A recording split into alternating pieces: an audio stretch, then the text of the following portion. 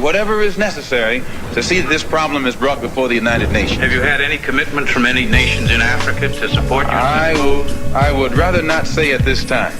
But one thing I found in my travels, all of them look upon us as their long-lost brothers. You realize the implication is that you have had such commitments when you say... This is your interpretation of what I said. Revealing approved information now. Your boy AMac, R.A.I.N, we in the building. Episode 19, pre-Juneteenth. Juneteenth officially begins tomorrow. So everybody show your love, yeah, man. Peace, love, and blessings. What we're gonna get into today is the first segment of clips, the best of both worlds, the chaotic events that happened over the weekend for the suburbs and the city. I'm gonna give y'all some knowledge on that Juneteenth situation. For those who are not aware of how powerful and impactful this holiday is, or the importance of this holiday, you will get the clarification. It's pretty much the simplistic version, because tomorrow is going to be even more explicit and direct. It's going to be in your face, you know. Just so you know, and won't have no type of confusion on it. Because a lot of people don't have the knowledge of Juneteenth.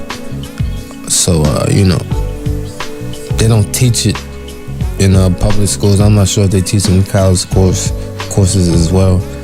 But, yeah, y'all gonna get to know the information, man.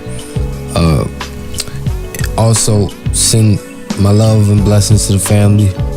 It's been 3 years since the shooting of Dylan Roof, around the same time, June 17th. That would have been yesterday, Saturday. I didn't do a podcast. I was gonna hop on the jump, but I ain't doing. So, yeah, man, keep your head up. Stay blessed. I mean, yeah, stay safe out here, man. But the best of both worlds segment, man. You know, like I said, the suburb chaos, and then the inner city chaos, man. And we don't enforce chaos, violence, snitching. We don't enforce none of that. I know they said something about Crime Stoppers and shit in the video, but you doing that shit at your own risk. I'm just bringing awareness to the reality of situations, man. But you never know what happened to cause, you know, the cause and effect. Maybe somebody was trying to, you know, beat the shit out of somebody's sister, and he retaliated how he knew, you know. Or if a woman, sadly, a lot of our queens get abused, and maybe she had enough, she just clapped them. You never know any situation under the sun, you know. But if you call the cops, you're just doing it at your own risk. You know, revealing approved information down. So, also, Machiavelli the Don, Tupac birthday. Y'all know Machiavelli birthday was over the weekend. You know, so I got a classic interview with Machiavelli the Don, but I feel like it's my favorite interview. My favorite albums is strictly for my niggas, Tupacalypse now, and Me Against the World. You know what I mean? They're my favorite albums for real, by Machiavelli. But we're gonna get into the first segment, the best of both worlds. At the Ellicott City flooding, the update. That's the suburb, and then the inner city blues, man. I pray for all of the victims. Revealing the approved information now. Check it out. Check it out. Yeah.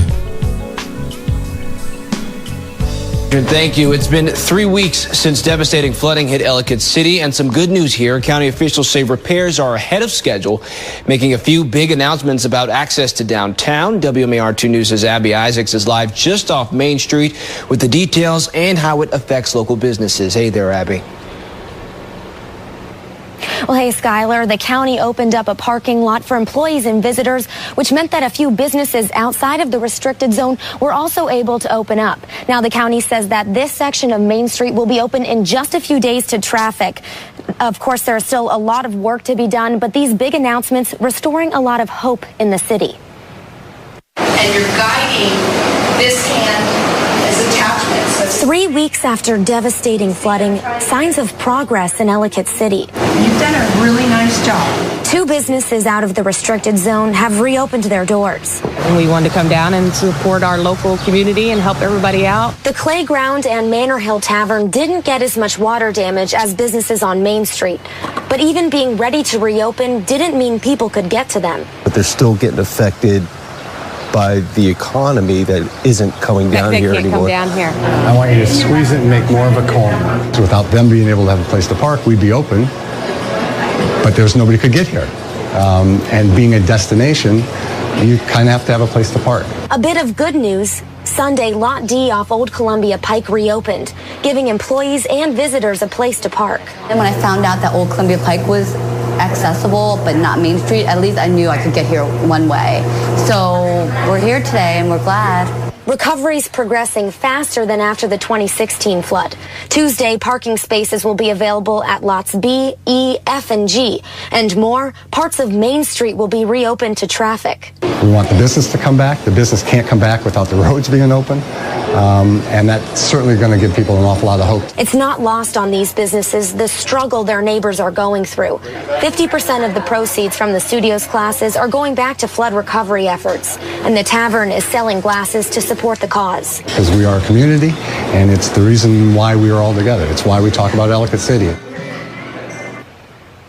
Tuesday, Main Street will be open to traffic west of Old Columbia Pike and east of Maryland Avenue. County officials are reminding everyone to use extreme caution and drive slower than usual if you're going to be on Main Street, because cleanup and recovery efforts are still going to be happening.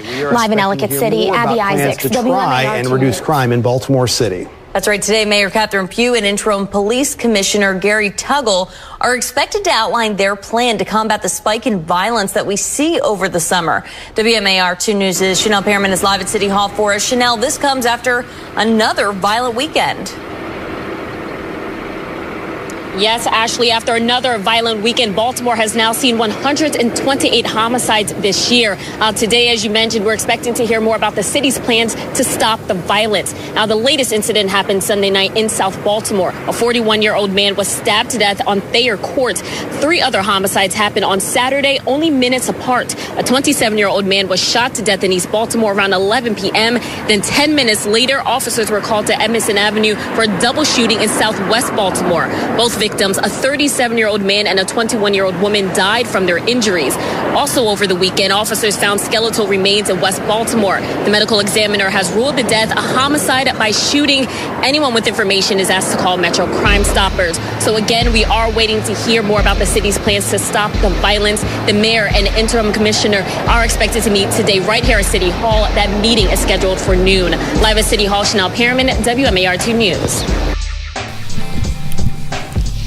Man, it's, you know, that's the 2 tales of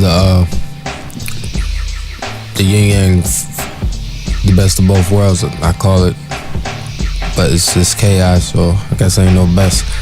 That itself is a contradiction, as well as a lot of current events in life. It's sad that a lot of the youth is getting killed, taken out. You just have to keep praying, man, you know. But we have to make some type of change. But the reality of the situation, man, is fucked up when your reality ain't shit, you know, mentally. Discriminated against can cause a lot of people to have anger. So niggas retaliate, sometimes in sucker ways, killing the innocent and weak, and sometimes in other ways, you know. Niggas gotta stick together, point blank period. It is what it is, but another day we just seeking, hopefully we find change. We gonna see what's up though. You feel what I'm saying? Nah, you know, I ain't mean to. Once again, the news, they telling y'all niggas to call them, but y'all doing that at your own risk. I don't promote. Yeah, man, shit, you taking your own risk. I don't promote the violence at all. It's a shame, you know, and I'm praying, but, you know, you call it at your own risk. But, sad, man. So Juneteenth, man, we're gonna get into it. Y'all gonna get to know the knowledge and why this is so important. And I wonder how many people have off on that day. And most people found out about it through Blackish. You know, I seen a lot of people said they had it on Blackish, and that's the jump, or Aloe Black on it, the episode. And most people said they seen it on that. Yeah, man, so y'all wonder if Blackish can compete with the Cosby Show, though. Probably not. Cosby's a classic, but Blackish, that's your own Obey. But that's a good episode, by the way. Yeah, man, as well. Definitely for your kids or for yourself as well. But if you're not always on your conscience, then you might not really care about Juneteenth or no. But you know, like I said, just like 4th of July, but for the Native African in America. Villain approved information now. Part 1 of my Juneteenth saga. Listen close, you may learn something. Education sometimes is better than food. Check it out, check it out. Hallelujah, it's done. I believe on this song. I am saved. The people of Texas are informed that in accordance with a proclamation from the Executive of the United States, all slaves are free. This involves an absolute equality of personal rights and rights of property between former masters and slaves, and the connection heretofore existing between them becomes that between employer and hired labor. Historically, blacks were not free with any kind of communication from the government until June 19th. Juneteenth is the day in which enslaved individuals in Texas learned that they were free. Juneteenth is a day to pause and to reflect and to really assess where we are. When the announcement was made, the slaves began right away to celebrate and being thankful to God for being free. There was a time when we were not free to do what we wanted to do, couldn't go and come, families were destroyed and broken up. I think there's a lot of confusion today amongst the younger generation about what Juneteenth is and who celebrates Juneteenth. Every year on June 19th, African Americans in Texas gather to celebrate the Juneteenth holiday. The 19th of June is a special day, a day representing freedom from slavery.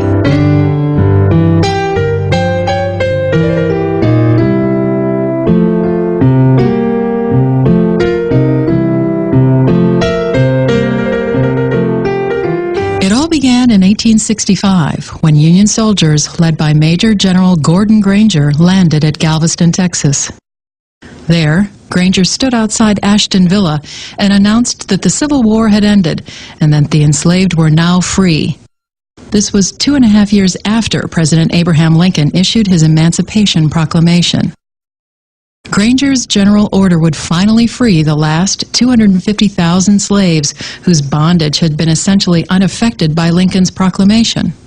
Galveston was a very important place. It was like New York City. Galveston was a metropolis.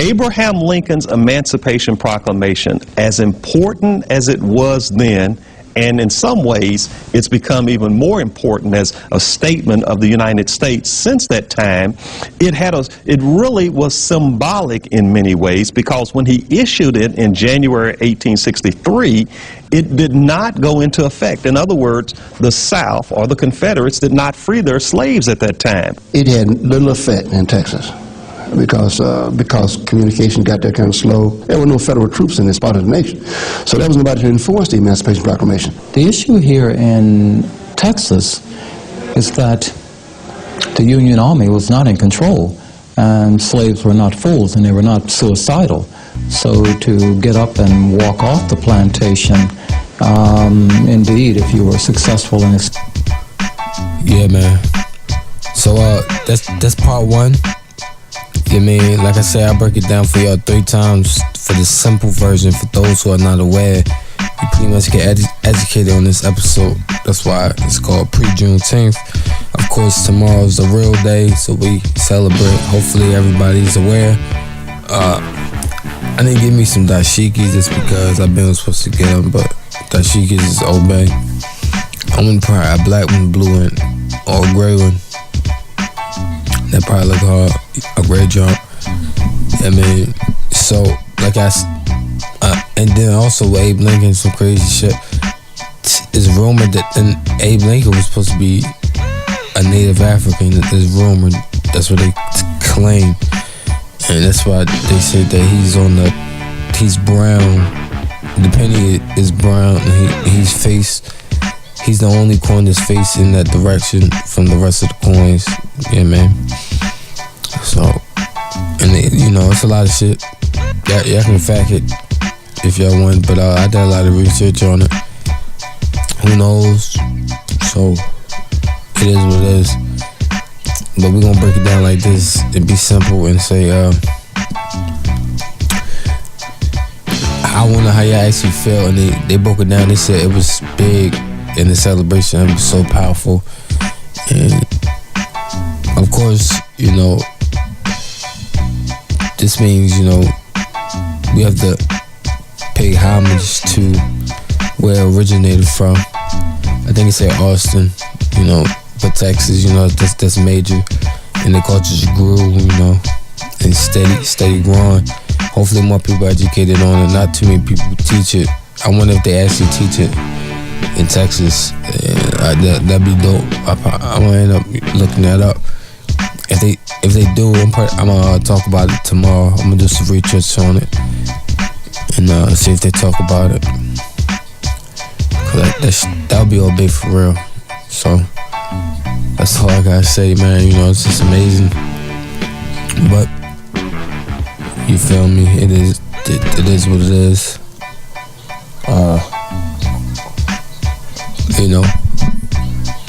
Now we're gonna go over it. We're gonna switch it up, man. Go over Nas' album.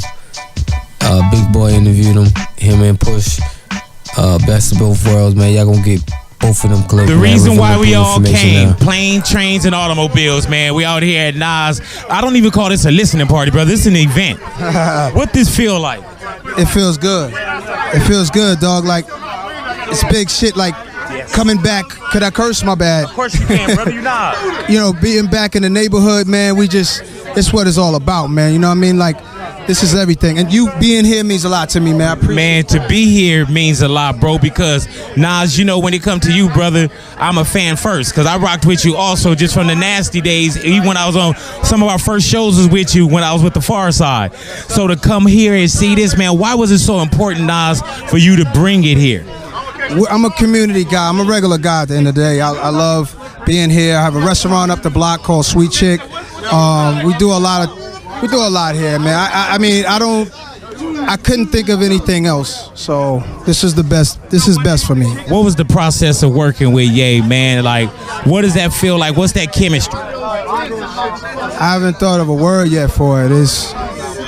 I'll come up with it soon, man. Why do you look like your first album cover? You think so? Yeah, motherfucker. Why you not Asian? And we all are. Hey, look. I don't know. Like, Big Boy. Yes, sir. We started out a long time. I'm just happy to be here. I can't believe it. It's like, God is the greatest. You know what I'm saying? Just happy to be here.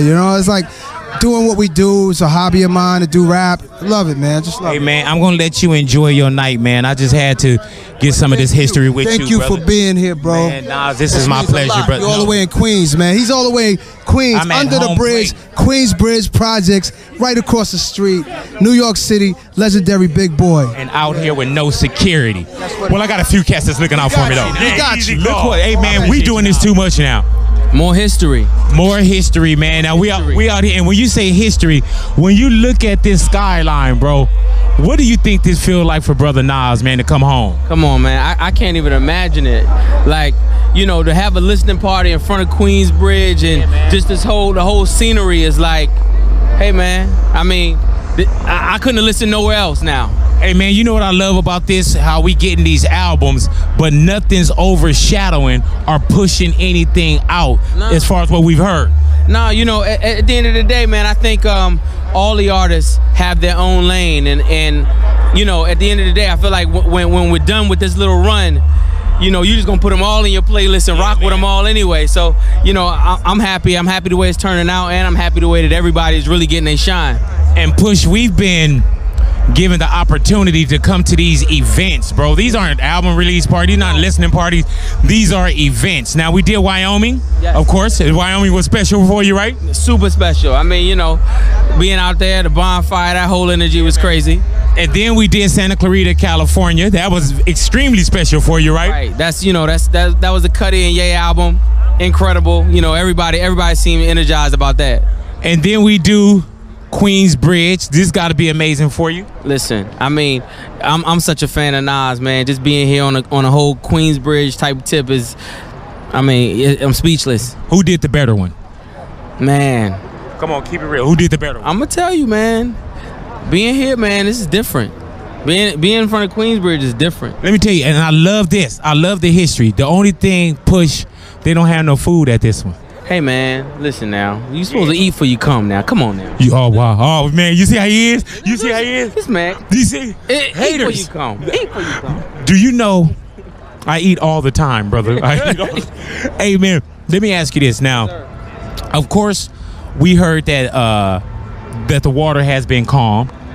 As far as, are we done with the Pusha T, Drake, the back and forth? Yeah, man, I'm off that. Daytona, man. I heard that. I'm about Daytona. I'm about good music. I'm about like everything that we doing with this music over here. I'm off that. We did it. We saw it. And now let's move back to what you came for. For real, which is heat. All this heat we got. Tons of it. And check the resume, brother. It's always a pleasure to see you, Push. You know it. Yeah. I got more. Revealing approval information now. Man, yo, Daytona, man, that shit was a 10 out of 10. Nas joint, I ain't really listened to it yet. I'm hearing good shit about it. Shout out to my man Magoat. He said he fuck with it. He said it sounds tough. I'm gonna ask him more today. J-Rock album is 10 out of 10. My man went in on that joint. You feel me? Also, I got that clip on here I'm about to get into next. Kanye album, I like a couple of them joints on there. When he rapping the most, not the singing not too tough. It's all better. It's alright, but I mean, yeah, the production sound crazy on that joint though. But yeah. So, but you know, TD, in my opinion, TDE got the game on lock. Them niggas go in. Hopefully, Schoolboy Q drop an album this summer. That shit be lit. Yeah, man, that shit on fire. We need some more bait from my man Q. That's my favorite one of TDE. You feel what I'm saying? Everybody nice though. Q and SZA, you feel what I'm saying? Man, that shit is gonna be Obey, man. They just rocking. The bloodiest J-Rock, that video was Obey's and motherfucker. I know y'all gotta go peep that shit. That shit was hard. You feel me? One of my favorite joints on the album is the Wild Freestyle with K-Dot. Them niggas went in on that joint. I think all around the whole production of that shit was just Obey, man. You know, you couldn't really ask for much more. This is another classic added on to, you know, to J-Rock's legacy and also TDE legacy. Building this empire is the best label of all time. Definitely in the current era, but I'm thinking all time going on. No doubt, no question, man. Without further ado, man, let's get into it, man. Villain approved information now. J-Rock. Hey, man. The Redemption. Peep this, man. Villain approved information now. Check it out.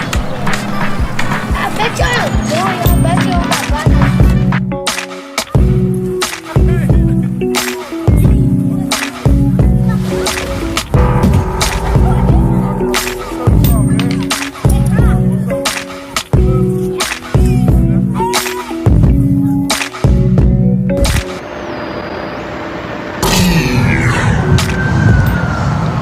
This for y'all. That's right. Nah.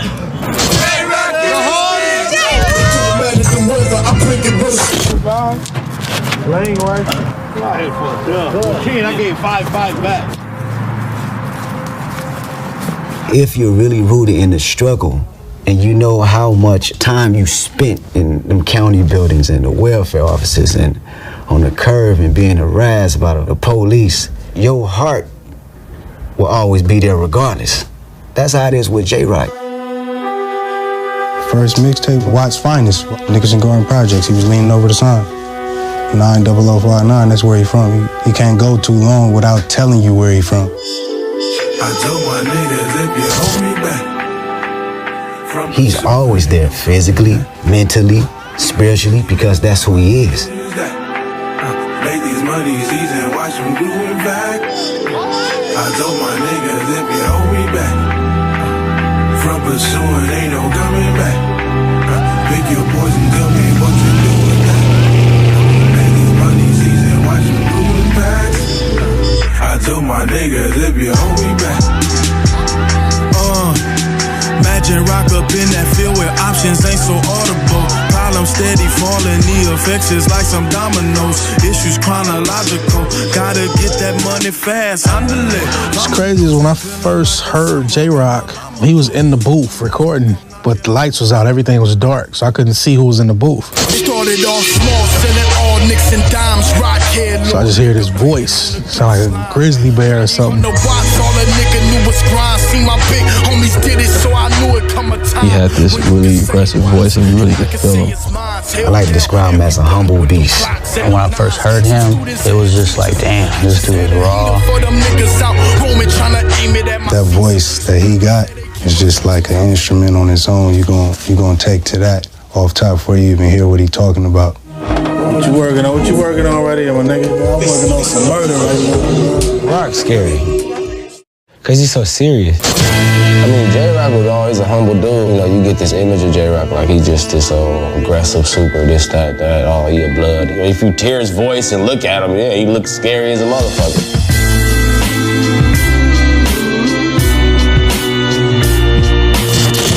You rolling? Back again, bitch.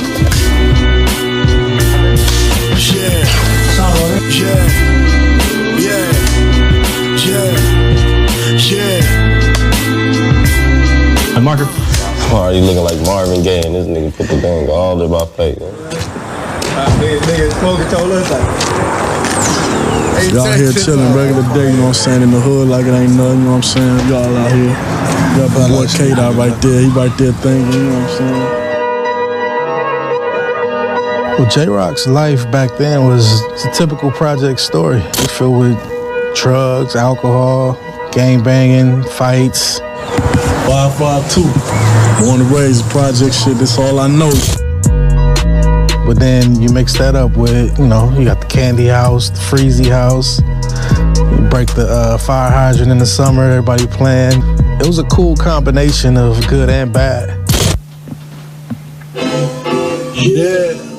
Yeah, the first sessions were in Carson. Top built the studio on the back of his house. And J-Rock got locked in there for weeks at a time. Me and my boy Dave Free, we put a mixtape out. The whole time Dave was like, we gotta get this to Top. I'm like, damn, what's Top? He's like, Top Dog. I saw Top at Watts Day. I was like, yo, you Top? He was like, yeah. I was like, I'm Dave, and I do a lot of shit. So he gave me a laptop to work on, took that motherfucker apart 300 pieces, and then returned it back to him while playing Kendrick demo tape. I remember Top sitting on the side of the boys, like, go in the booth. Let me see if this really you rapping. He put me in the booth and I freestyled for like 2 hours before he said, okay, this really you. And that was the beginning of my test. Straight out the projects. Look at that nigga, man. I'm so far ahead of my time. I got people 5 years from now press or rewind. I hate rappers. Where did you artists at? If it ain't a good picture you draw, don't bring it to the architect. I met J-Rock probably the second day of being in the studio at Carson. Street poetry, you know, he was telling his tales of a youth growing up inside the niggas and gardens. It ain't hard to tell that I live in hell. Sin City, Rock City, gotta get your mail. I sleep when I die, that's real. It's only two ways out, living life in the dirt or life in the cell. We both share these similar stories about, you know, just trying to come up and make it out of these communities. This is what I want to be around. As you may know, I grew up in a record shop, family-owned record shop, Magic Disc Music. I remember seeing J-Rock Watt's Finest mixtape and like the free giveaway CDs. As soon as I noticed it, it seemed like I met him probably like a month or two later. Through Soundwave, of course, he brought me over there. Yeah, I pulled up to the studio. It's him and Kendrick in there, or K-Dot. My nigga asshole. Kind of felt like I was a part of the team instantly. For some, you know, the vibe was instant. All right. Carson, California. Try to get some B-roll, a little B-roll. I first got into TDE through my cousin, who was Top Dog. Top was engineering. When I first started coming around, like he was actually on the boards mixing. Everybody was just doing everything early. Honestly, I got into TDE through Ali. I really wasn't trying to rap though. And I remember, well, as we pulling up to the house, Ali like, your hood get along with bounty hunters? And I'm like, yeah, we cool, man. That's it right there, yeah. Yeah, and still making music while you're My role in the early days of TDE was just figuring it out. So when I got there, I'm like, yo, this is different, like this structure here, you know, like I never had a father figure per se, like Top ran that whole household. So I'm watching him maneuver and the way he moved. I'm like, yo, like, this is something I wasn't used to. J-Rock was there that night. J-Rock, Absol, and Punch. I walk in the studio, it's dark as fuck, like super dark. I never recorded in dark spaces before. I remember Punch saying, you rap, and I'm like, yeah. I maybe rapped about 3 songs in my whole life. I was the fakest motherfucker in the room. You know what I mean? But I made it happen, it worked. Early on, the West Coast, it wasn't necessarily popping in the limelight. Right here on 12th Central, man. That's where we at, man. This is my street right here. You know what I'm saying? I tell them the best place in the world to live, in the ghetto, watch California. Mainstream radio, television, they really didn't give 2 fucks about what TDE was doing. I'm so get in more. Back then it was important to have a major label co-sign you or stand by you, you know, or invest money into you. Man, you know, that's the thing when you're a kid. You 16 years old, all you give a fuck about is getting signed. There is some good news and some goodwill coming out of the projects. Mark Thompson here with more. Mark? You don't care about nothing else. What label, huh? They fucking with us? We signing. Meet J-Rock. He might just be the next big thing. When J-Rock signed to Warner, I mean, we was all ecstatic. His name is J-Rock. His debut album doesn't hit the streets till February, but he's already creating a huge buzz. Yeah, that shit was a moment to see one of us get inside the building. Yeah, we was on it. I can't really say it was a game plan back then because we didn't know what the hell we was doing back then. We was just trying to do whatever it took to get people to notice us. It inspired all of us to keep pushing because, yo, this man's from the projects, this man comes from nothing, and he has a major record deal. You know, kind of put the battery in everybody's back, like, yo, we're really doing this, and let's not take it for granted. Compton been doing their thing, Long Beach been doing their thing, and nigga Watts coming back in a real way, man. So it's a wonderful thing. Like I said, man, we on the map, we here now. We ain't gonna stop. We record songs every day, 4, 5, 6 songs a day, locked in, sleeping on the couch, sleeping on the floor. I ain't going home. This is a lifetime opportunity. I'm talking, we kids, bro. We ain't have nothing. Once we got the deal with Warner, we thought we made it. It's like, all right, we got the deal. That's it, we ain't gotta do nothing else. Well, that's the total opposite. Since 13, I've been waiting for... Good shit. So we reached a point to where we needed to get out of that system. So we went there, had a meeting, and, you know, did what we had to do and got him off the label. You where you at, man? Just a young nigga trying to make it, man. I've been in the game ever since Dinosaur Boo Boo. You smell what I'm saying? Nigga, well, they should be doing this for you. Woo woo. The label should be woo woo woo. You got to go out there and sell yourself too, though. I done seen the hottest niggas come and go in the industry over all the years I've been in this shit. You know what I mean?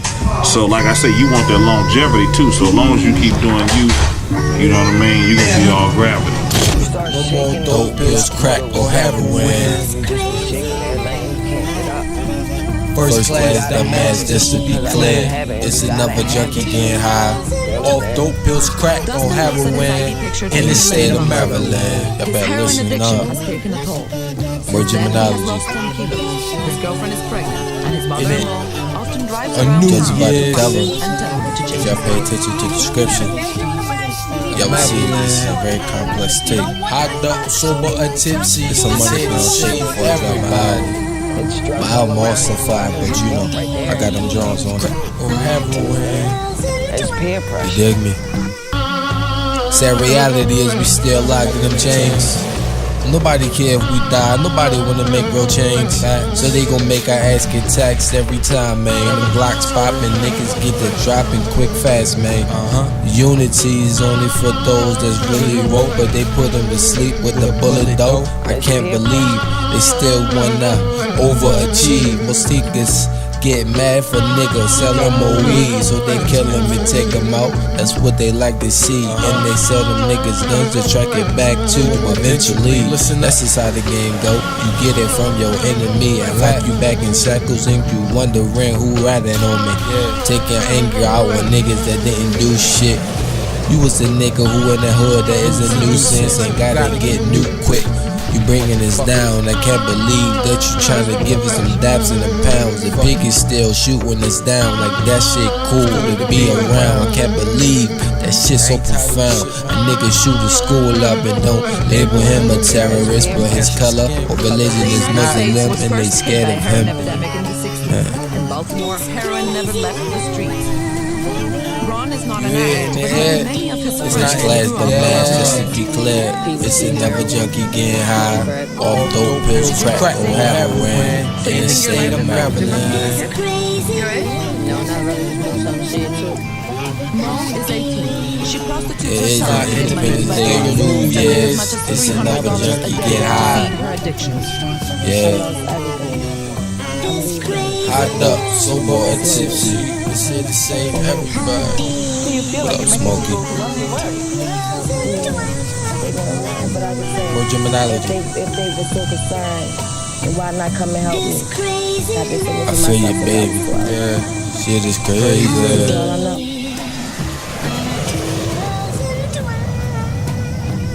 This all I know. The murder, rap, and wreck shit. It's kinda sad that niggas doing drugs is anorexic. Everybody on drugs, nigga, accept it. Americans. Just as we used to do in those days. Alright. Fight just like we used to do. When I rep Philly though. I got some pep in my step. I got some pep in my step.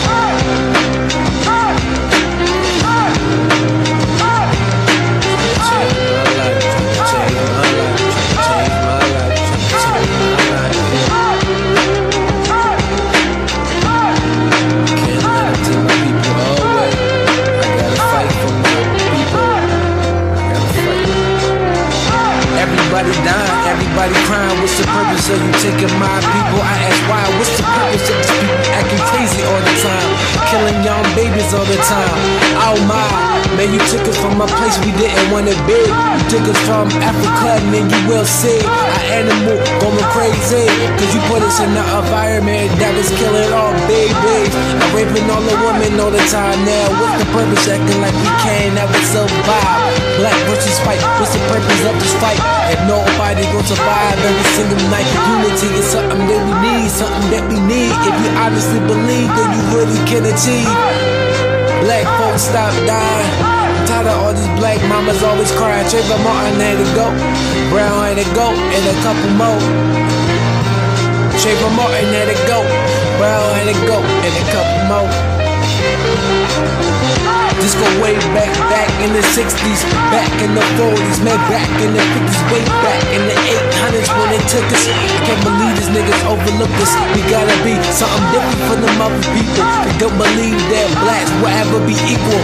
I would see anybody if you visualize what I visualize. We can rise it to the top and never surprise. Everybody dying every day, different ways. People dying from assault, people dying from battery. They killing black folks without any drug and chains. I can't believe they killing people, man. I am insane. People dying every day.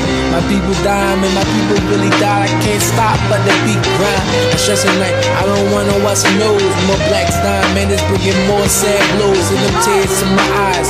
Will I ever expire? MCs wonder why. We gotta stick together, brother for brother. We gotta protect our young sisters and our mothers. We gotta fight for the people that I just believe. If you will believe, then you can achieve. I say that best, yeah. I'm talking about black people die. I'm talking about black people die. Somebody save my people, Jesus. Somebody save my. Somebody save my people. Somebody save my people, Jesus. Lord, can you save my people? Black, white, and blue. Black, white, and blue. Black, white, and blue. Black, white, and blue. Black, white, and blue. Black, white, and blue. Black, white, and blue. If you was dying, what would you do?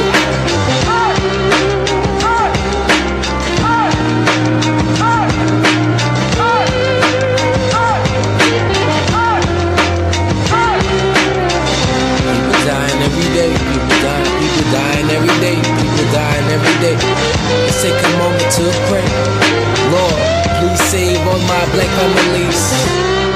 They dying, I'm tired of these black mothers and fathers always stressing and crying, never knowing if they son will make it. Never knowing if they son will make it.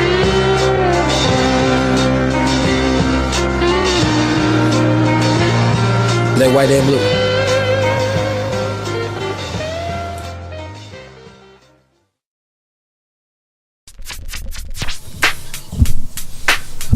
Nah, man, we've had enough information now.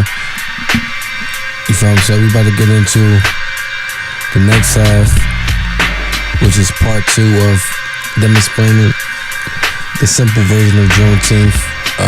That last song, by the way, Black, White, and Blue, was the oldest song I had made in high school, you know. But we gonna get into it, man. Hopefully everybody's safe out there. They said if it hit 97 degrees, that's supposed to be a temperature for a heat that's breaking some type of record, you know what I mean? I don't know how hot it is out there currently at the moment. Yeah, man, I'm about to go check real quick and pull it up. But man, just hopefully tomorrow y'all celebrate Juneteenth. Teach your kids. I wonder if they're gonna have any type of documentaries surrounding this event. Most likely. But don't worry, because I got y'all covered if y'all need. Yeah, it's that simple, man. You know how we get down. It's 91 degrees currently. Dang. It's supposed to stay 90 degrees. Temperature don't plan on dropping. Tomorrow's supposed to be in the 80s. It's that Wednesday. We're looking at rain and a little bit of thunderstorms, so it's gonna cool down a little bit, but not really. So dang. So long story short, stay hydrated. Those people who be smoking, man, make sure you stay hydrated. You drink and stay hydrated. I mean, if you feeling nice, man, just stay hydrated out there. Man, you don't want to get passed out. Cause the niggas go in your pockets. Niggas need to take your ID. You know what I mean? So just be cautious. Be safe out there. If you're out there working in the field, man, hopefully a lot of people got air conditioners, but everybody can't afford them, so only thing you can do is stay hydrated, bro,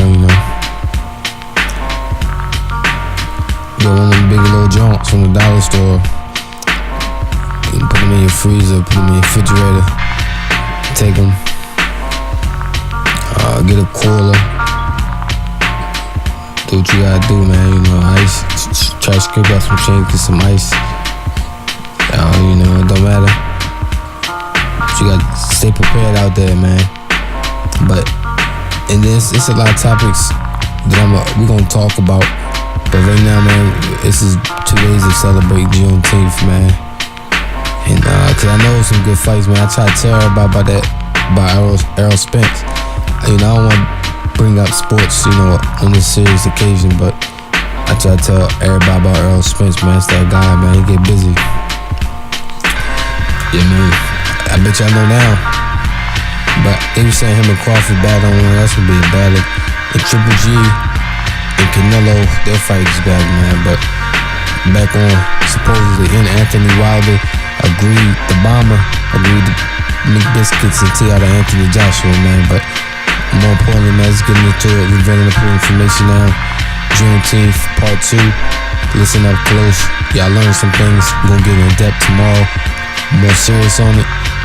But today, I think we need to keep reminding people that was a condition, horrible condition under which we existed for years and years and generations, and the actual end to it should be commemorated and celebrated. So it's always been a major part in my family and the community that I grew up in East Austin. The first celebrations of Juneteenth were used as political rallies and to teach freed slaves about their voting rights. Within a short time, however, Juneteenth was marked by festivities throughout the state. Oh, brothers, keep your lamps trimmed and burning. Very quickly, Juneteenth became a cultural celebration. Juneteenth, I think, caught on in the later years as blacks started to socialize more together, start to form their own conventions, whether they were church conventions, as they started to go to school, and the day became more definitive because word was slow. Many traditions continue today. Rodeos, parades, baseball games, and barbecue are just a few of the typical Juneteenth activities. Juneteenth almost always focused on education and self-improvement. The freedmen embraced June 19th wholeheartedly. It was a day to remember what life was like before emancipation.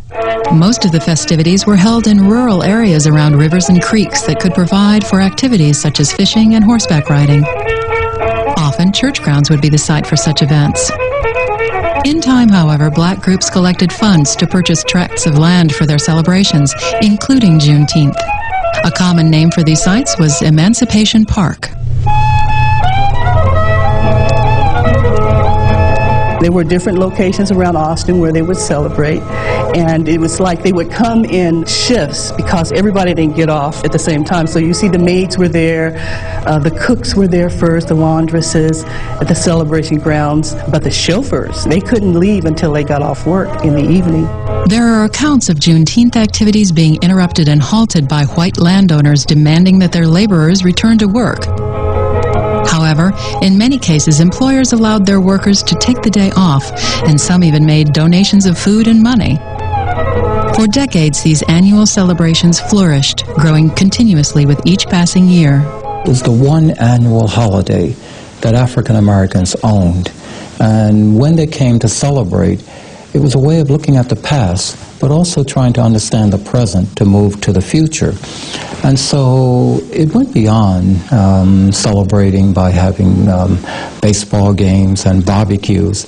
There also were long speeches and luminaries from the black community present to remind one of the dark past of slavery and the promises of the present. At one time, 30,000 people gathered at Comanche Crossing in Mejia, Texas for the Juneteenth event. In the towns and cities, parades were held and often a Juneteenth queen would be selected. In Austin, Juneteenth was first celebrated in 1867 under the direction of the Freedmen's Bureau. The Austin parade featured the Goddess of Liberty. In 1888, they rededicated the new Capitol. And at the top of the new Capitol, they placed a Goddess of Liberty.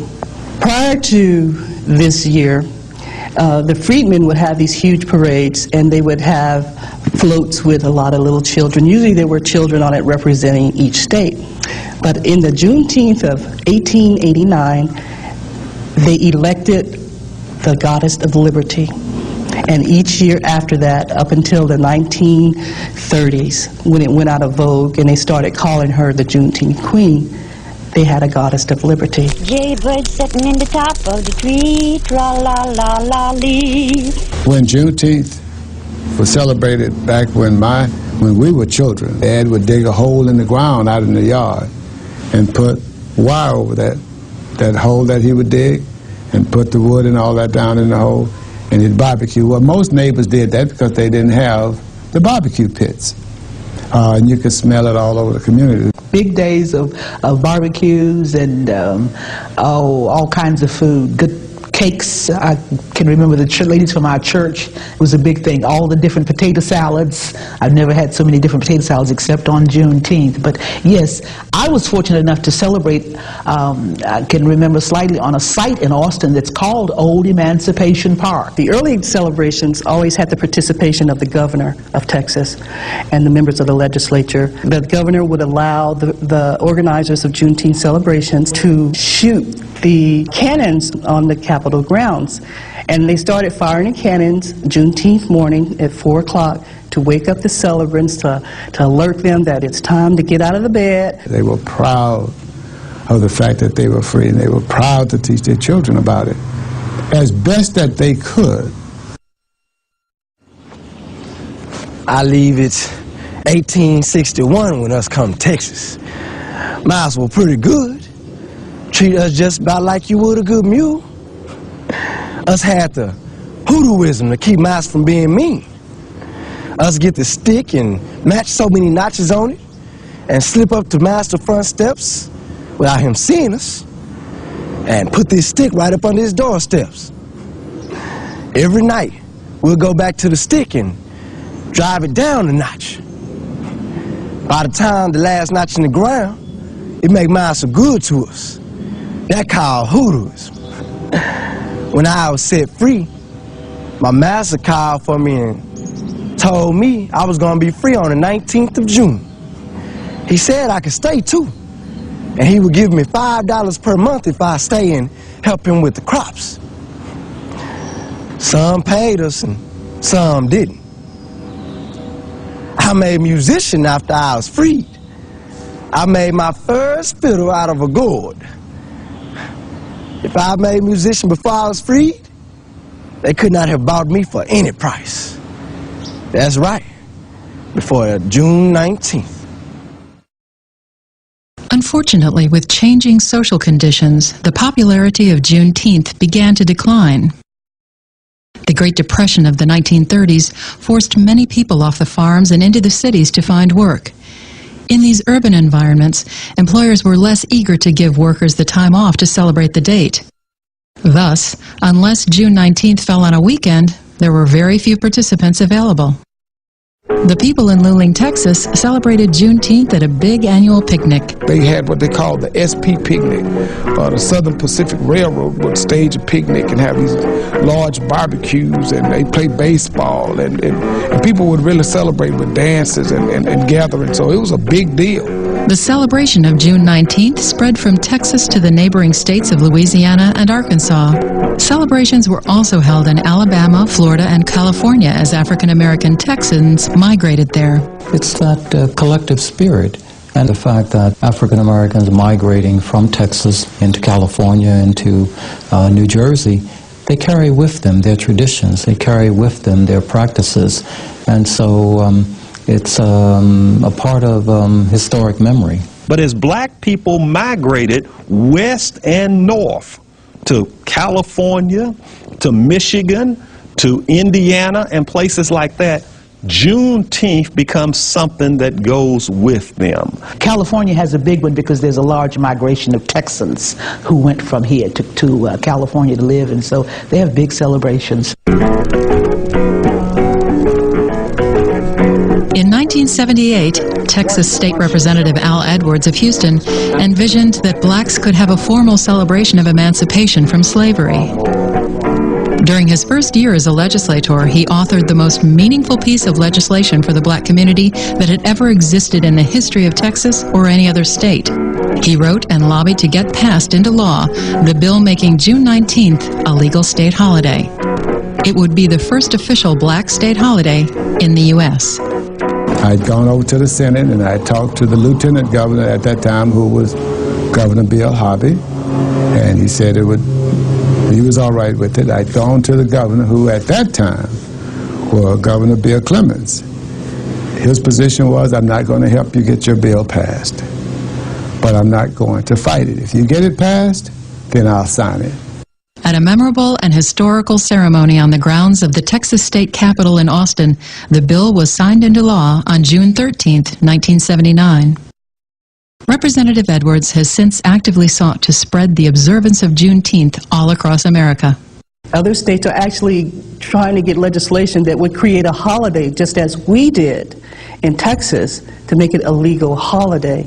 Buffalo, New York has the second largest Juneteenth celebration in the United States. But that June 19th has nothing to do with New York. They want to use that name just in the general sense of the meaning of freedom. All right, man, so key points for me, what I thought was dope. I like Queen Liberty. I like Goddess of Liberty better than Queen Juneteenth. I like both of them though, but damn, that's another level that you selected for that festival. Also, people who donated to the fund to help celebration, that's dope, and shout out to them. And another thing, he said they dug up, they barbecue on the ground, and it still was smelling like Old Bay. That's just a gift of cooking, man. It's just amazing. You know, if we still have those traits, that'd be dope. But you know, that's a survival instincts. And they said they blasted cannon off, so it was a major, you know, basically, I don't want to say warning because it make it feel like it's threatening.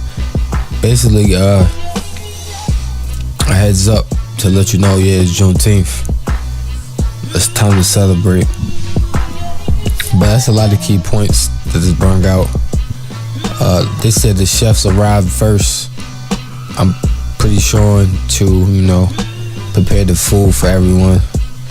And even back then, she said 1930s, potatoes, well, in general, potatoes, you know, grew in the field. So I'm pretty sure, you know, potatoes, they said, if y'all was paying attention, potatoes were picked. So from day one, potatoes had a very big effect on our culture and on our people. And she said that she had she said she never had so many different potato salads, because everybody has their own style of potato salads that you make. It's a very powerful dish in our community, just like macaroni and cheese. Even though a lot of our people are lactose intolerant, you know what I mean? So that shit funny. But I love some macaroni and cheese. But like I said, the dopest thing to me was Goddess of Liberty. I felt like it was very powerful. And if we get back to that essence and celebrate it like that, because if y'all paid attention, like I said, everything that she broke down, and they subscribed, and they told y'all in the description of the documentary, was just like 4th of July, like literally the same thing, except for, you know, is to acknowledge us and our ancestors. So, you know what I mean? It's just amazing. I felt like, you know, it was necessary that I led this as the episode, because tomorrow is the official celebration, so I'm definitely doing a podcast, and I got some more good stuff for y'all. I work tonight though, so I'ma have that for y'all. I got y'all, man. Y'all know. Revealing approved information now. And other than installment today, this is the final and last, like I said, PBS Kids version of Juneteeth. Nah, it's not really PBS Kids clips, man, but I'm just saying, for y'all who are not aware, check it out. Revealing approved information now. Juneteenth, Chapter 3.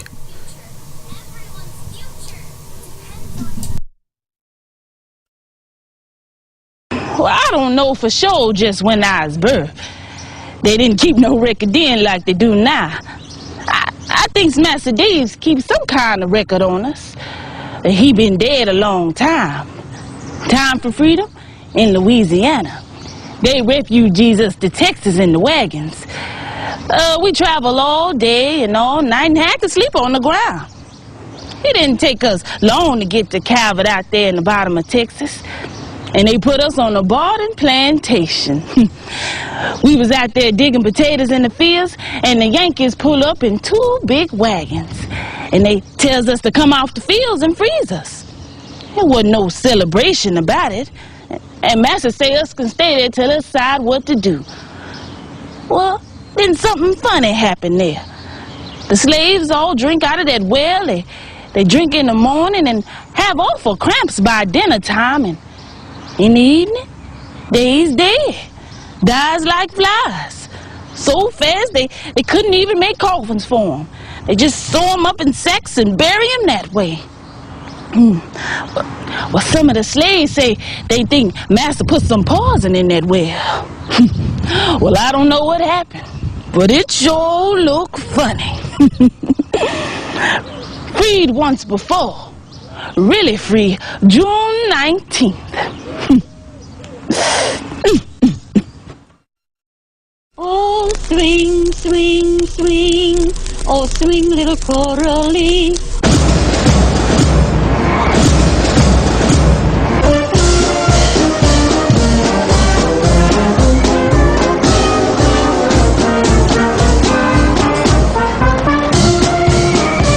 Throughout the 1990s, Juneteenth continued to enjoy a growing and healthy interest from communities and organizations throughout the country.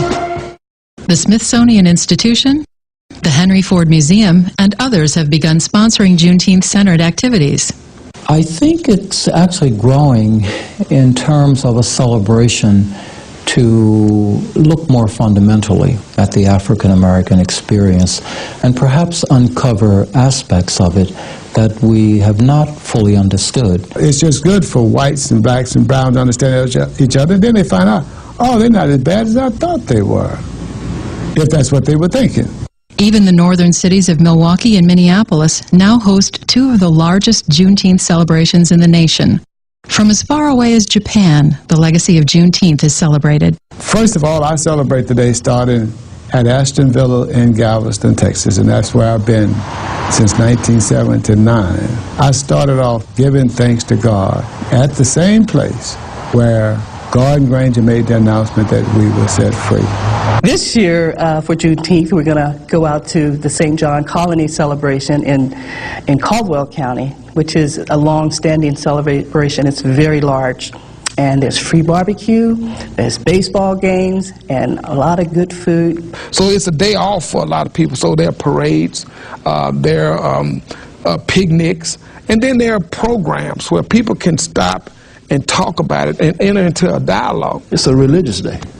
It's a day that in the morning when I get up, I thank God, just like anybody else would, that I'm free.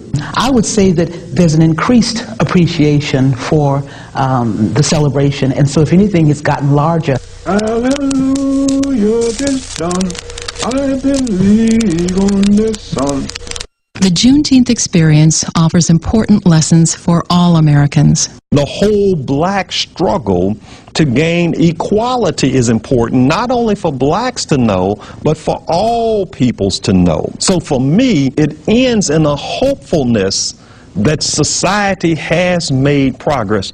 I think it's important that we remember it. I think it's important because it's very much a part of our culture. Juneteenth, there's always going to be the issue of social justice, social inequality, the issue of civil rights, Those are reoccurring themes throughout history. And Juneteenth represents the struggle to have all those things. Oh, keep your lamp trimmed and a burning. By being sensitive to the conditions and experiences of others, we can then make significant and lasting improvements in our society. I would like for them to historically know the significance of it. If they don't want to celebrate, they don't have to celebrate, you know? But I'd like for you to know the importance of it. That's why I say it's so important that families teach their children about the history of Juneteenth. If you can't think of anything else and you hear the word Juneteenth, it should immediately go to your conscious mind that that's the day that the slaves were set free in Texas in 1865, June 19th. In cities all across the U.S., people of all races and religions come together to truthfully recognize a period in American history that continues to influence our society today. Whether it is called Juneteenth or the 19th of June, it is a significant day for all of us to celebrate our precious freedom.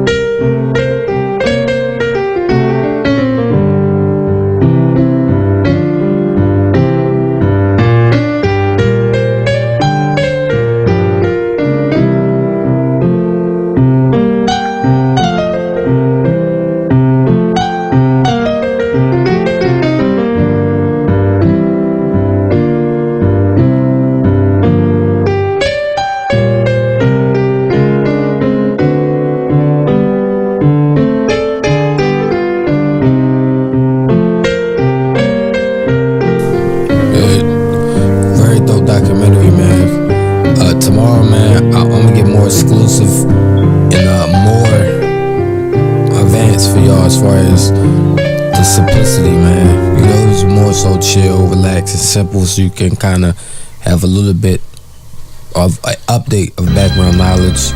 So listen to some music, we'll be right back. We're going to improve information now. Time is all you got. So make sure you cherish every single second and minute out your day, man. Real talk. Mind racing constantly, I wish I can chill, but I got things to accomplish and I gotta keep it real. This that Maryland down feel. They feel my vibe because I really have no chills, no filter at all. I gotta speak what I feel, and everybody around my circle is really real. No in between, I swear to God that I intervene with these demons all the time to see what I mean. I visualize the same wicked dreams. Hopefully I change up soon because I can't keep sleeping, man.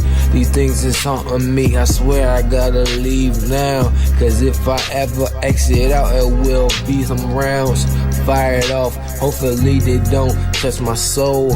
Lord knows I mean the best and I want to grow, but sometimes these guys are Pinocchio. They lie just to get ahead for the nose to grow.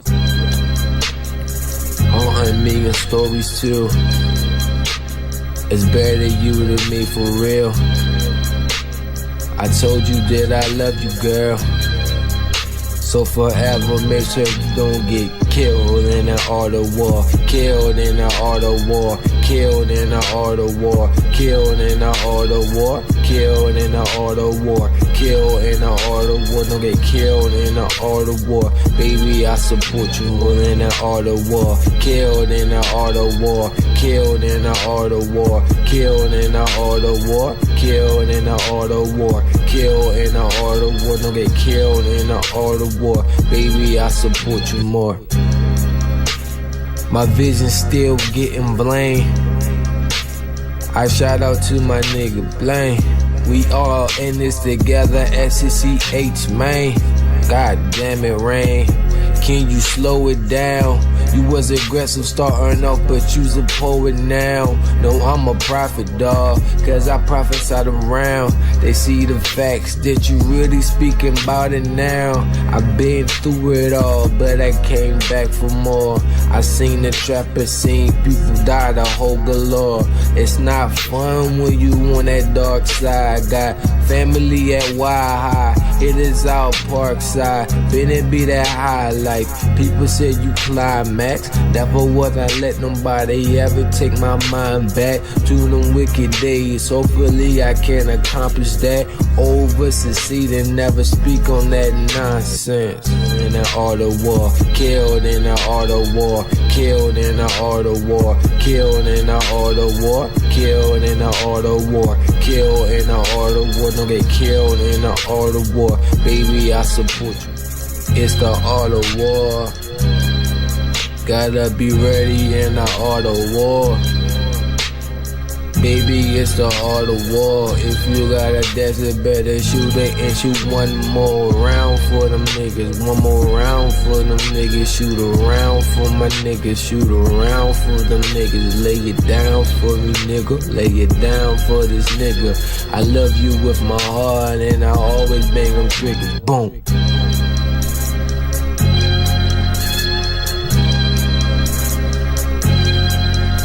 Yep.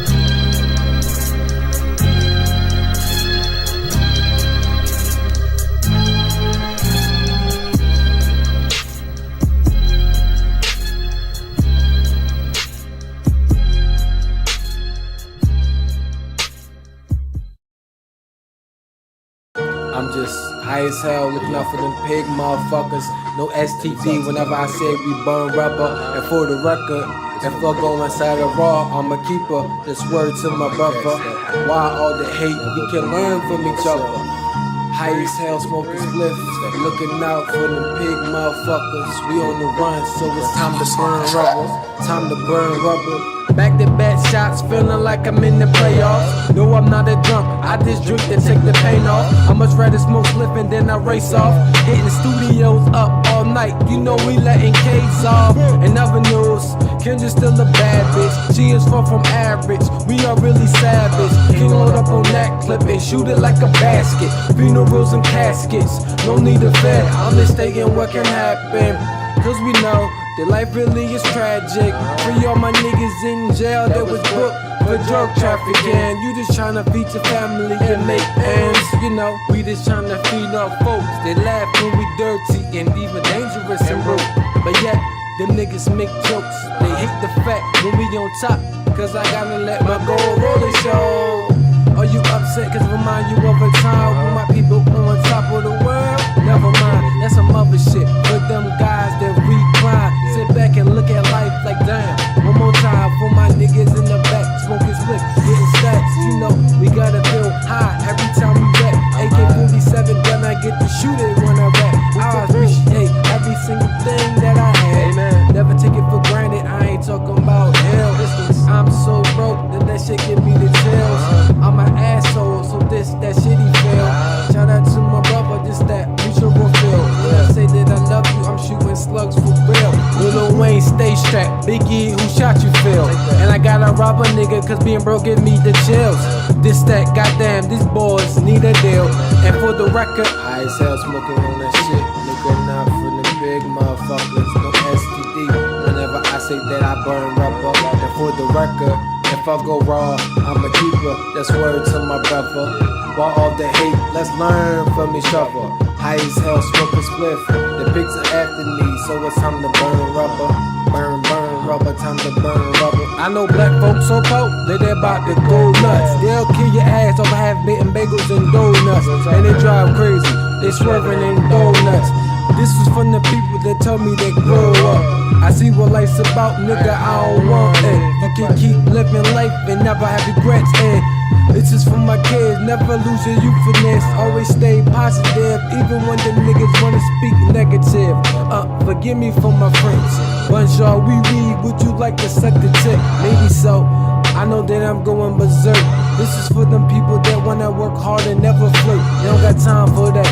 They be trying to make their money stack. Grind after grind, nobody is stopping, that's a fact. If you step in my path, you will get washed down. The rain washes sins away, get drenched now. I'm praying that I never lose my focus. That fiend told me I'm the dopest. And if you wanna kill it, boy, I shoot from far away, nigga, I get the scope in. Yeah, man, what's up, man? Revealing Approved Information now. You know, I'm about to get, like I explained to y'all, Machiavelli the Dawn birthday. You know, first and foremost, like I said, Juneteenth.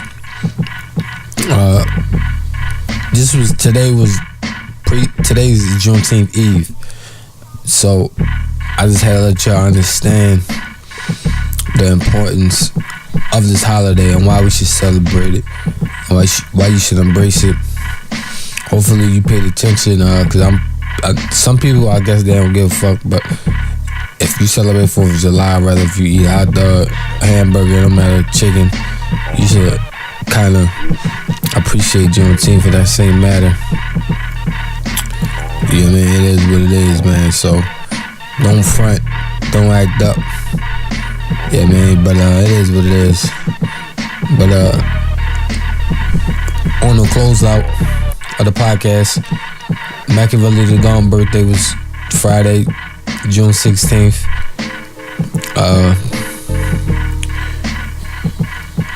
This is my favorite Tupac. My favorite Tupac interview, what I felt like was the most powerful. Some of the most powerful interviews that he did. So we're gonna chop it up on that. And you know, everybody has different opinions on Tupac. I definitely more so. You know, he said he's a Gemini, so I understood when he met in the interview with the two sides of the perception and why those can relate. But my favorite Tupac albums is Tupacalypse Now, Me Against the World, and Strictly for My Niggas. You know, so it is what it is, man. We lost somebody that was very important to our culture, a real soldier, as well as Pimp C, Big, man, Huey P, Fred Hampton.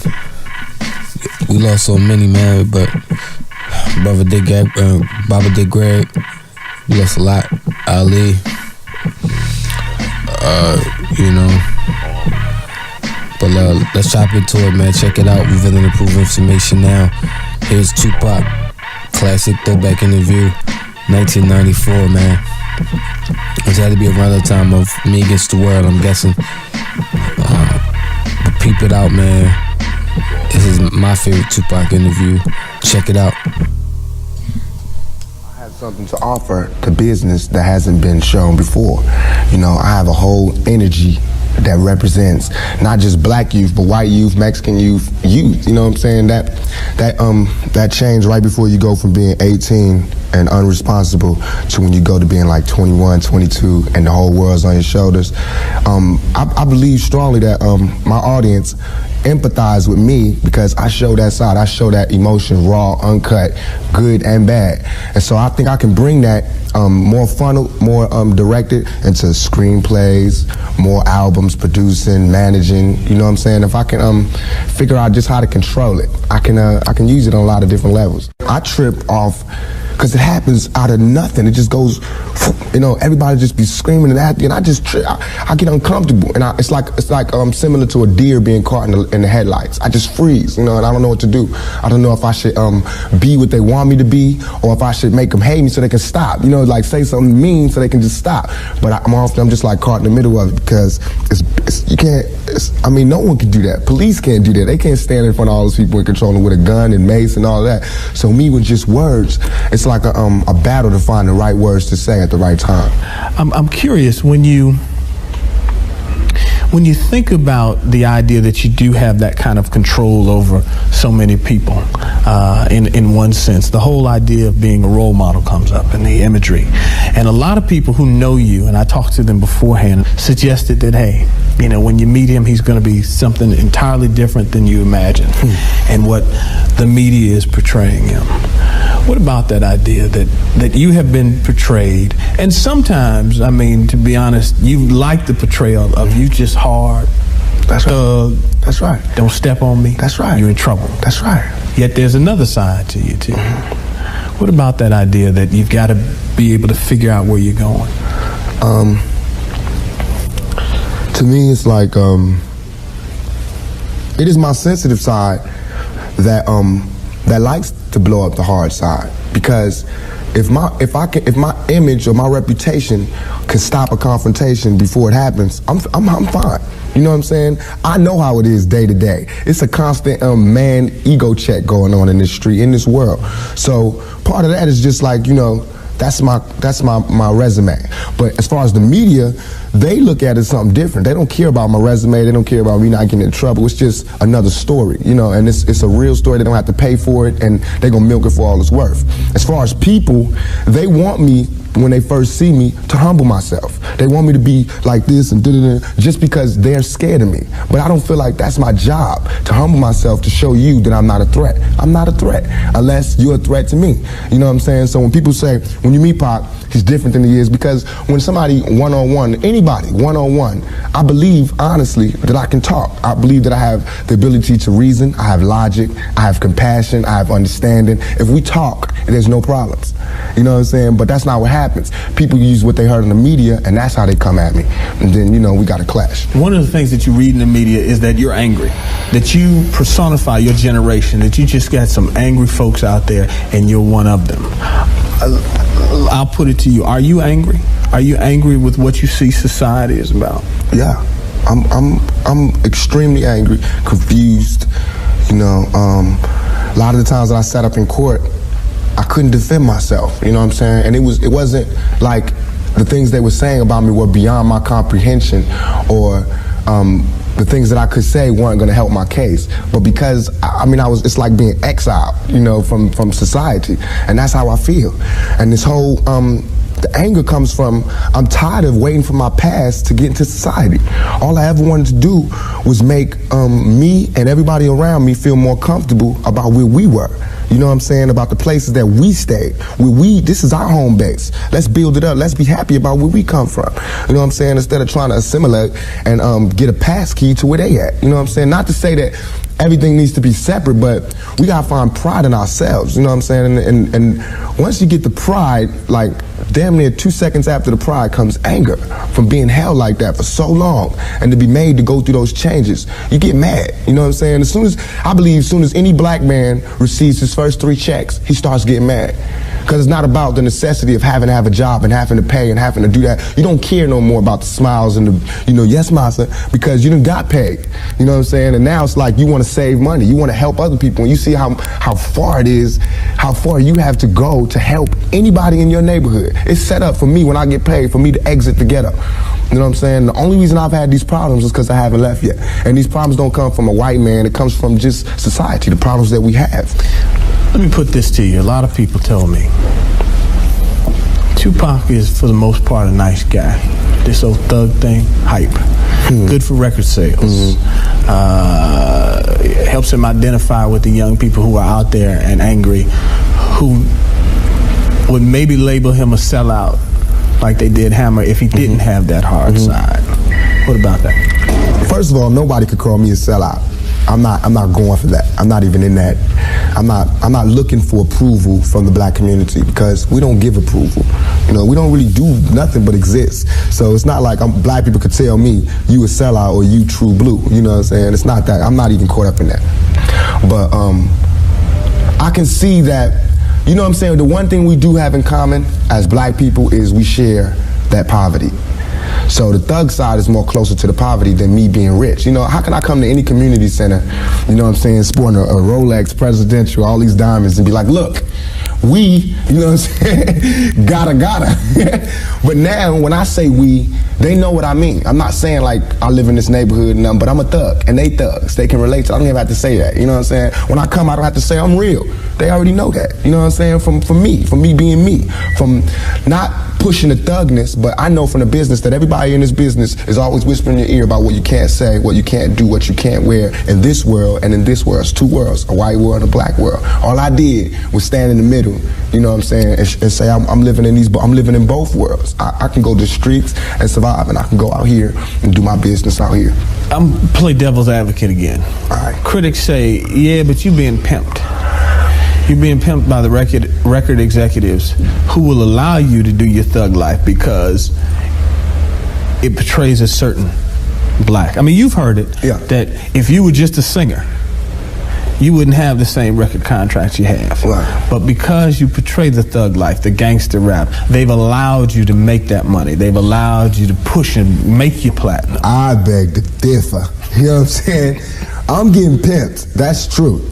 But just like how a woman would be, you know what I'm saying? Anybody to be pimped. You know, it's like, it's not that you get pimped, it's how long you get pimped. You know what I'm saying? Because if you really look at this situation, it is not I who's being pimped. When you look at them white kids with Raiders hats on, it's the white folks getting pimped. You know what I'm saying? Because I'm making their future. I'm writing down their curriculum. Right now, what I write in my album today, when it comes out in 2 months, that's what white kids is doing. So who really is getting pimped? What I'm writing in my raps is what them white kids is gonna be saying to their mamas and daddies when they come home. Who is getting pimped? You know what I'm saying? I'm a high school dropout. You know what I'm saying? As far as my teacher told me when I was in high school, I ain't gonna be, you know what I'm saying? I just gotta, it's going down. You know what I'm saying? It's going down. You know, everybody's getting pimped. Whether you work a 9 to 5 or whether you work for yourself, you're getting pimped by somebody. That's not the crime. The crime is how long you allow yourself to get pimped. You have to come up. Everything is a come up. Everything is a struggle. You start from the bottom, work it to the top. The press and the media make you think that a black man arming himself is illegal or criminal, or that he wants to arm himself to rob a liquor store or something. You know what I'm saying? That is for me to defend myself, and it should always be. It's just about surviving, you know, and we have to be honest about the tools that we use to survive. And why is a black life any more recoupable than a white life? You know what I'm saying? We know that they don't put the same security in the ghetto that they do in the whites in the white neighborhoods. So therefore, for me to be out here saying don't, you know, put your guns down and no violence, that's hypocritical. And if I didn't talk about the violence, everybody would act like the violence wasn't there. We as rappers bought that violence. We bought the violence that we seen on the street, we put in our records for years. And after 3-4 years, people finally starting to see it because of all the statistics that's going on in the streets. If we stop talking about it, then they wouldn't take statistics. And when they stop taking statistics, then we'd be killing each other in the street and these white people wouldn't care no more. Only reason they care is because, you know, there's been some strays and we done slipped over in the white neighborhoods, and there's kids in Iowa that want to be like us. You know what I'm saying? There's kids in Indiana that's trying to be like us because they can relate too. You know what I'm saying? You even admitted, I don't live in that neighborhood anymore. There's no real reason for you to carry a 9mm. Don't believe that. Why? In 2 years, I've had a gun pulled on me by my limo driver, by police, by everybody. You know what I'm saying? And I better be. You know what I'm saying? I've been attacked. You ain't read the papers about these skinheads trying to blow up black churches. Why? They see me as the enemy just like y'all do. You know what I'm saying? They can come to my house and sit outside my house just like anybody else can. A skinhead. And once my life is gone, it's gone. Can't nobody give it back to me. Not the judge, not the president, not the governor, not Calvin Butts, not Jesse Jackson. They can't do nothing but come to my funeral and talk pretty about how black people suffer. You understand? And as far as Jesse Jackson, my first acting job was at the Apollo Theater when Jesse Jackson was running for president in 1984. It hurts me for him to say anything negative about any rapper because we supported him. He should support us. You know what I'm saying? As far as his image, you know what I'm saying? What was he doing? You know, he should be the last person talking about gun violence when he sat right there while Martin Luther King caught one in the neck. You know what I'm saying? Things ain't really changed that much. I swear to God, nothing I ever say is meant to be something where innocent people get hurt. Nothing I ever say is meant to be like a end all, let's go do it right now. Nothing. Everything I ever say And if any, this is so we can set it clear, anything I ever say as it pertains to my peers and being strapped is only in self-defense. You know what I'm saying? Because right now where I'm at, the world is harsh. And I just don't got no beautiful stories. You know what I'm saying? I'm gonna just be getting them ready. Because that's why I think I messed up. If somebody would have grabbed me, pulled me to the side and been like, look, Tupac, as soon as you step out here, they're gonna be at you. If somebody would have explained it to me, I wouldn't have took the same mistakes. But I made those mistakes. And that was my job to stop somebody else from making those same mistakes. To lay it out. To lay out the real map on the world and how it is. Everything I'm saying is a warning, is a plea for help. If everybody is so goddamn worried about me, why ain't nobody came to help me? You know what I'm saying? I never wanted to be no star. This ain't my job. I don't care if everybody don't cheer for me. You know what I'm saying? If you're not cheering for me for what I'm doing, don't cheer for me. Don't cheer because you think I'm cute. You know what I'm saying? Screw that. Cheer for me for what I'm doing, for what I stand for. And when I go to jail, you should cheer louder. You know what I'm saying? Because I'm standing up for what I do. I'm not robbing nobody, not stealing from nobody. I never took nothing. Everything I do to represent my people. I do because I think this is what they want me to do. This is all I want to say. For all them people that doubt me, I had no record all my life. Okay? No record, no police record, until I made a record. As my video was debuting on MTV, I was behind bars getting beat up by the police department. I got a $10 million lawsuit. They said they would settle with me and everything. You know what I'm saying? But nobody cared about that. That wasn't blew up all in the news. They did not see me on TV with my eye busted, my head busted. There's pictures of those. In Oakland, yes, in Oakland. You don't see them pictures. You see pictures of Tupac coming out of jail in cuffs. You don't see pictures of the police standing over me beating my brains in. You don't see that. But I see that. That's what I see. You know what I'm saying? So it's all real. And I feel like just like a woman that's raped, any woman that's raped would never, ever allow herself to be raped again. Am I correct? Any woman that's violated would never allow herself to be violated again. Same thing. You know there are going to be people who sit here and say, how can you say that when you're faced with that charge? That's how I can say it. We got people in my own community that will get me. Why? Because I got it. Now this girl, who I can't say her name, but if I was to say her name, 1,000 all over the world would go, I put this on everything I love, on everything I love. When I was in Atlanta, I was pulled over at a gas station. Some dudes from New York pulled over next to me and told me the girl's name. They said, I know the girl that did it. They told me her name and where she's from, say she's scandalous. I can't go on TV talking about this girl, because that's what they want me to do. They want me to get on TV and talk about my black sister is a hoe, and she's a bitch, and she a money grubber. I ain't fit to say that. I don't have to do that to show that I'm innocent. You know what I'm saying? I'm not guilty. People should look me in my eyes. They should look me in my eyes. And anybody that thinks I committed that rape should go get Brenda's Got a Baby and keep your head up and listen to him thoroughly. It was hard to imagine that you would do that. It shouldn't be nothing it should not even be to me. I have no patience for anybody that doubts me. None at all. It's too hard out here. You know what I'm saying? If my people don't stand up for me, who is? I understand these white folks looking at me like that because they don't know me. They didn't hear Keep Your Head Up. That ain't no fluke. You know, Keep Your Head Up ain't no goddamn come up. I didn't do that for to be smiling in my face to say, oh, he's cool. I did that from my heart. So that if they do try to put a rape charge on me, my sisters could say he ain't about that. Now, if my sisters can't say that, you won't hear another Keep Your Head Up out my mouth. You understand me? Because it's a struggle on young black males today. What would a Vietnam vet be like without a sergeant, without any backup, without any other soldiers, nobody but a Vietnam vet in Vietnam? When he came home, how would he be? And that's me. I had to go through all that street, war, everything, the same drugs that everybody else get turned out on. You know, where I would have been stopped shorted, I made it past. And here's where I am. But because I made it past, I missed some lessons. You know what I'm saying? And you can see the lessons that I missed when you talk to me. You can see where I haven't had a father when you talk to me. You know what I'm saying? You can see where I spent a lot of my time in the streets when you talk to me. Because the words that I say are not words that come from a mother's mouth or a father's mouth. It's words that comes from a pimp's mouth or a prostitute or a hustler or a drug dealer. You know what I'm saying? But to me, these were my role models. How much of that, though, in terms of growing up without a father, sometimes not being with your mother, do you lament on and look back and say, damn, I missed something big? Everything. I know for a fact that had I had a father, had I had some of the, and I hate saying this because white people love hearing black people talk about this, but had I had a father, had I had some of these opportunities, I'd have been able to help my mother more. She wouldn't have went the road she went. I could have been a better son.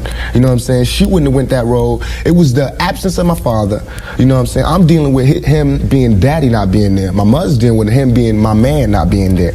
You know, so many problems in our community that affect everything. So by me not having that, I ain't never want to hear nothing about no kind of relationships between a black man and a black woman. I knew they didn't work. Because as far as I knew, my daddy was the coolest dude out there. And my mama was a Panther. So if they didn't work, it don't work. That's how I felt. You know what I'm saying? And going out there, you know what I'm saying, it's like watching my mother just go through changes and everything. It's like my mother's my partner. She a soldier. You know, she a soldier like I'm a soldier. You know, and I watched the peep the game that she went through. If I would have went the same way my mother went had not she did her route and showed me where it went wrong with her. My mother always told me, don't you ever just volunteer yourself to our people, because they'll use you. That's what they do. You know what I'm saying? She also told me to follow my heart, and for me to be the leader. But it's interesting to see just the change in your face, your reaction, your thought process. That's all I ever wanted to do. Ask my mama. I wanted to go to college. I went to school all the way and was ready to go to college. The only thing that stopped me was money. The time all the kids in my school was writing applications to go to college, I didn't have no lights and no electricity. And that ain't my mama's fault. You know what I'm saying? So when I think back to that, I'm not thugging for me, I'm thugging for my family. I pay all the bills. You know what I'm saying? I feed my whole family. Wrong or right, I do. And I can't stop. You know what I'm saying? And if thugging is gonna make me $1 million, because it just got me platinum, then that's what I got to do constantly. And if it makes me feel, because right now, I feel satisfied. I don't feel like I've ever embarrassed myself or my people, you know, in nothing that I've done. And yet and all, I got the whole world fearing me. You know what I'm saying? At 23, weighing 160 pounds. You know what I'm saying? And I ain't even started. I haven't even wrote my plan out yet. And they scared. I got the vice president know who I am, the president, every cop in every city. You know what I'm saying? And I haven't even started working out a plan. We killing each other because we killing ourselves. We not, when another man, I know, I've been in a position, it's out of our control. It's not like he wants to kill. He just doesn't want to die. You know what I'm saying? It's that situation when we are living in a war zone. It's not as easy as these people are making us think, that they just got some criminal ass black kids with guns. It is not like that. We live in hell. We live in the gutter. We got us stacked up 80 deep in one building. You know, by the time you get out your house, you strapped to protect yourself, because you living in the same community that the police is carrying rifles and riot gear. Same, they need them riot, excuse my language, I'm so sorry. The same reasons they need the riot hat, the riot jacket, the flak jacket, the double vest, the 9mm Glocks with extra bullets, the tear gas, the mace, all that. Who do you think the police is using that against? Dogs? So we fighting the same villains that they fight in the street. But instead of them seeing us fighting villains in the street, we all villains. Is your generation the one that is picking up for where the Panthers left off, saying, all right, enough is enough? The generation before us forgot about the fight. We're picking it back up. Not only forgot about the fight, forgot about us. Yes, and we're picking it back up. But at this level, all we're trying to do is unite. And right now, as a year, we got 1 million people that's listening. Now we can tell them something. Now we can try to get them that way, and we might lose some. We might gain some, but we would never even have that audience had we not said what was real. You know what I'm saying? And the main thing for us to remember is that the same crime element that white people are scared of, black people are scared of. The same crime element that white people fear, we fear. So we defend ourselves from the same crime element that they scared of. You know what I'm saying? While they waiting for legislation to pass and everything, we next door to the killer. We next door to him, you know, because we up in the projects where it's 80 in the building. All them killers that they letting out, they right there in that building. But it's better, just because we black, we get along with the killers or something? We get along with the rapists because we black and we from the same hood? What is that? We need protection too. Finally, I want to ask you about something that someone else asked you in the interview, and I thought the answer was interesting because I think it speaks to you and your generation a lot. Someone said, where do you see Tupac 10 years from now? You said, hey, I just want to be alive. That's real for you. That's so real. I made a metamorphosis. I'm a new person today. Because I used to strongly and honestly, I feel like I could represent my generation so much because I honestly did not care whether I lived or died. But now, I cannot die with people thinking I'm a rapist or a criminal. I can't leave until this shit's straight. You know, I'm not suicidal. I can't go until y'all really know what time it is. And then after that, boom, it's all over. And we can see, you know, how this shit fall. But that's how it is. And the reason being is because if I can't live free, if I can't live with the same respect as the next man, I don't want to be here. Because God has cursed me to see what life should be like. If God wanted me to be this person and be happy here, he wouldn't let me feel so oppressed. He wouldn't let me feel so trampled on. You know what I'm saying? He wouldn't let me think the things I think. So I feel like I'm doing God's work. You know what I'm saying? Just because I don't have nothing to pass around for people to put money in the bucket don't mean I ain't doing God's work. I feel like I'm doing God's work. You know what I'm saying? Because these ghetto kids ain't God's children. And I don't see no missionaries coming through there. You know what I'm saying? So I'm doing God's work. While Reverend Jackson do his up in the middle class and he go to the White House and have dinner and pray over the president, I'm up in the hood, you know what I'm saying, doing my work with my folks. And just because I don't live there don't mean I don't go there. I got to go there because I can't hang nowhere else. All right, man, revealing approved information now. Y'all know what segment this is, man. I'm going to give a shout out to everybody supporting the podcast. Everybody that be leaving your comments. Everybody supporting the fan base, showing love, peace, and positivity. Like I said, I'm about to come out of pocket with a lot of stuff to pay for promotion. So we're going to move these things getting bigger. My man, Kayvon, is going to play a big effect, helping me out, man. He should be on soon. And Memo as well. They going to be on soon, helping me with the episode. There's a lot of things we got in the making that's going to pay off. I'm still working on the series Glow Up, man. Shout out to my man E Hustle, my man Dean, my man Tony, my man Deshaun, my man Chris. You feel me? Both of my mans, Chris, my man Tim, my man John. Yeah, man. My man Sean, we out here, man. Happy Father's Day, everybody, man. To the ones out there really showing love, man, you know. There's everybody out there just supporting the kid, doing what you're doing, man, to continue to make moves and progress. Shout out to my man Dame Dollar, man. Freight Team, we out here. My man Mago. Shout out to Top Dog Entertainment, man, the best label in hip-hop, you know what I mean? We waiting for that Q album, man. Shout out to J-Rock. Nigga, everybody continue to support that, man. I mean, real hip-hop lives. Shout out to all the ones that continue to show love and care about the homeless, because a lot of niggas don't care. It's unfortunate to the ones that lost their life in different tragic events. I still pray for them girls that be missing on a daily. It's a sad reality, you know. But if nobody else brings it to a light, they don't care, man. But I'm gonna give a shout out to the families there, show love. Everybody that lift everybody up, man. No destruction. Continue to move, man. Shout out to the ones that teach your kids about Juneteenth and as well a hip, man. And those who say, oh, I ain't know about it. Well, this is your chance, your opportunity to know. We live in the era of technology, there's no excuse. So shout out to the ones that keep your kid culturally educated and then embrace whatever culture you is, man. Whether if you're Spanish, you know what I mean, African culture, it don't matter what culture you are, man. Let's embrace it, man. You know, don't ever let nobody. You shouldn't feel bad for embracing your culture, no matter what it is, man. Just don't ever show hate towards anybody, man. But if somebody show hate towards you and expect to try to destroy you, you should not be submissive and just be like, oh no, you have to defend yourself, man, and defend what's right at the end of the day. And karma is a motherfucker, you get it? But stay positive, man, you know. I'm gonna give a shout out to the real ones who show love during that event in Juneteenth and donated and helped our ancestors have a tremendous time on that day and wasn't too hard. Because they said it was some assholes who did not let them celebrate, but some of them said, yes, go ahead, celebrate your culture. So respect, man, you know, just respect to respect is due, bro. You know what I mean?